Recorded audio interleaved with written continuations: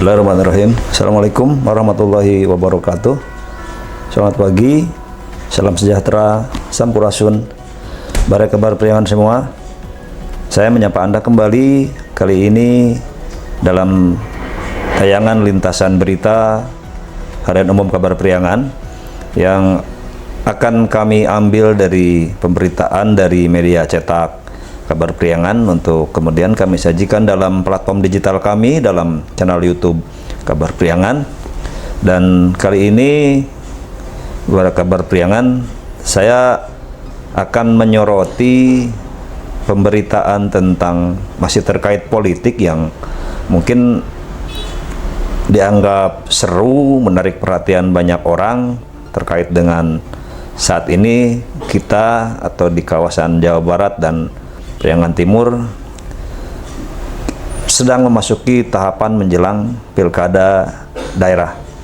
Nah, yang saya maksud adalah ini isu atau pemberitaan tentang lolosnya calon perseorangan di Kabupaten Sumedang.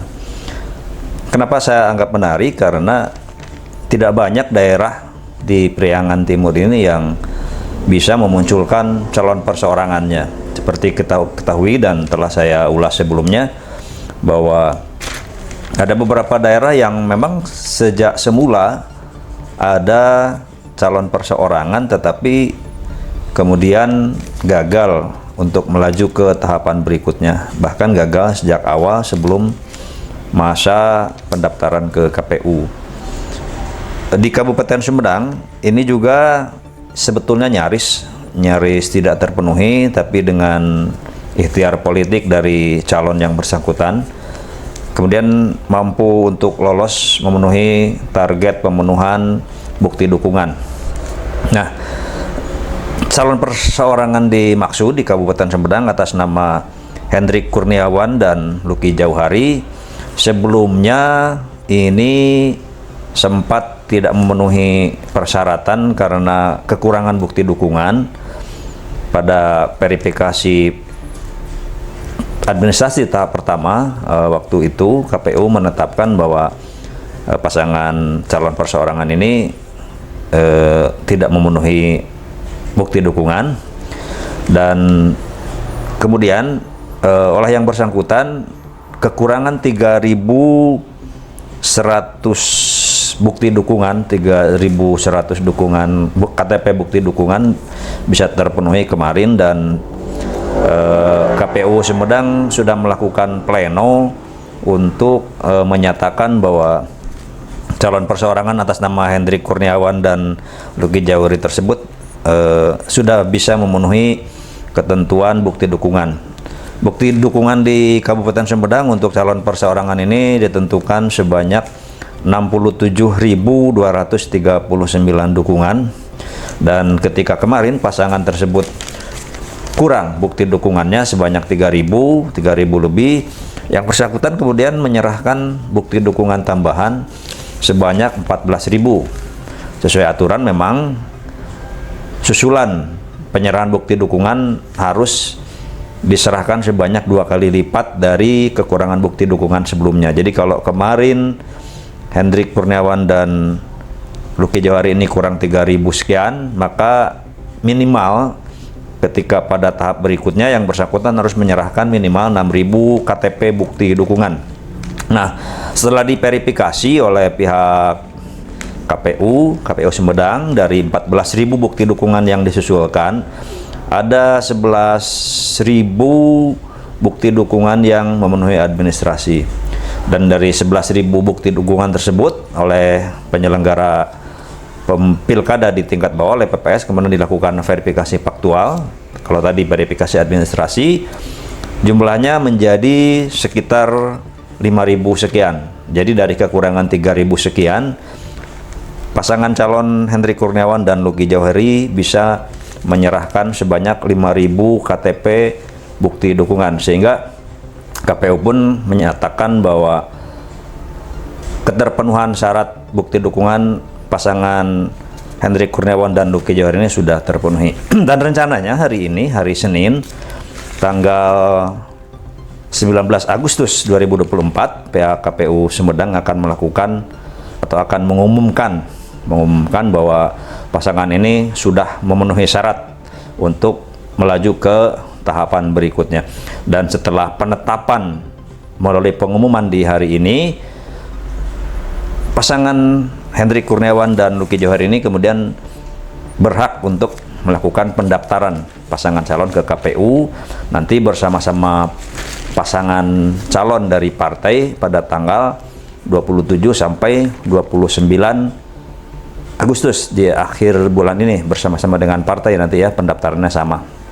Nah, dengan demikian hadirnya pasangan calon perseorangan di Kabupaten Sumedang ini menambah hasanah dalam dinamika politik di Kabupaten Sumedang, menambah dinamika keseruan, mungkin menambah adanya alternatif ya bagi masyarakat untuk memilih selain dari pasangan dari partai politik. Seperti diketahui bahwa pasangan calon dari partai perseorangan ini memang seakan-akan menjadi pilihan alternatif setelah masyarakat selama ini mungkin ada beberapa di antaranya ada yang tidak respect terhadap partai misalkan.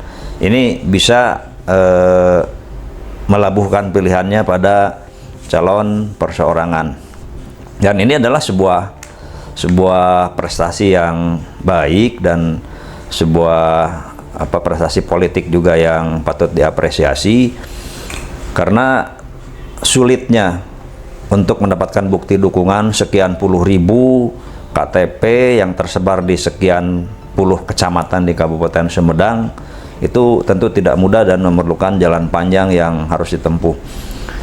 Seperti juga kita lihat kemarin sudah diulas beberapa kabupaten kota lain di Priangan Timur ini semua gagal. Tapi ada di Priangan Timur ini bersama Kabupaten Sumedang ini ada calon perseorangan yang juga lolos, yaitu di Kota Banjar. Jadi ada 2 kabupaten kota ya yang lolos calon perseorangannya, Kabupaten Sumedang dan Kota Banjar. Nah, tentu saja ini menjadi bahan evaluasi pelajaran pada perhelatan politik di pemilu berikutnya nanti, bahwa jika ingin mencalonkan pada jalur perseorangan tidak serta-merta muncul begitu saja, tetapi haruslah merupakan sebuah proses panjang yang ditempuh jauh sebelum pelaksanaan pilkada. Karena apa? Kebanyakan hampir di semua daerah kota kabupaten yang calon perseorangannya gagal itu tidak mampu untuk memenuhi syarat bukti dukungan. Tentu saja karena memang untuk mengumpulkan sekian KTP bukanlah hal yang mudah, apalagi sampai jumlahnya berpuluh-puluh ribu. Jadi ini harus ada upaya yang dilakukan jauh sebelumnya dan harus memang terencana. Mesin politiknya harus dibangun sejak awal, bahkan mungkin jauh-jauh hari sebelum partai bergerak. Nah, itu dia kenapa lolosnya jalur calon pasangan calon dari jalur perseorangan ini patut kita apresiasi, karena memang ini adalah sebuah perjalanan politik yang harus kita apresiasi ya. Tidak mudah untuk memenuhi syarat tersebut. Dan sekali lagi saya sampaikan bahwa mudah-mudahan dengan hadirnya calon perseorangan di Priangan Timur ini, di Kabupaten Sumedang dan di Kota Banjar, bisa ikut nanti mewarnai, meramaikan jalannya pilkada yang akan diselenggarakan pada tanggal 27 November di tahun 2024 ini. Jadi seyogianya masyarakat nanti sudah bisa menimbang, memilih, dan mengenal.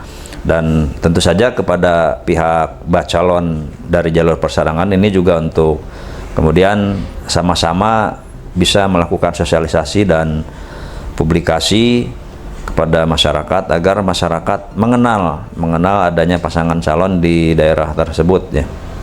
Juga tentu menunjukkan pendidikan politik yang baik kepada masyarakat. Karena apa? Tadi saya katakan hadirnya calon perseorangan ini bisa jadi menjadi pilihan ketika ada sebagian masyarakat yang tidak respect terhadap partai karena melihat kinerja partai yang katakanlah carut marut, atau banyak partai yang terlibat pada pragmatisme sesaat, banyak partai yang menjadikan event politik ini sebagai sarana untuk mengambil keuntungan pribadi atau kelompok gitu ya. Dan mungkin juga pihak calon perseorangan nanti bisa melakukan komparasi atau pembandingan, ketika misalkan partai bergerak A, ini harus bergerak B. Ketika partai melakukan C, ini harus melakukan D, sebagai sebuah pilihan baru bagi masyarakat yang lebih mencerdaskan. Itu mungkin dari saya.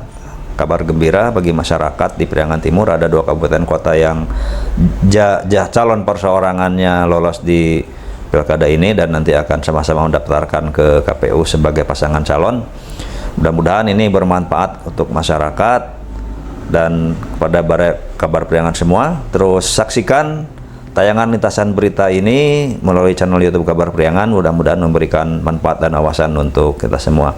Wabillahi taufiq wal hidayah. Wassalamualaikum warahmatullahi wabarakatuh.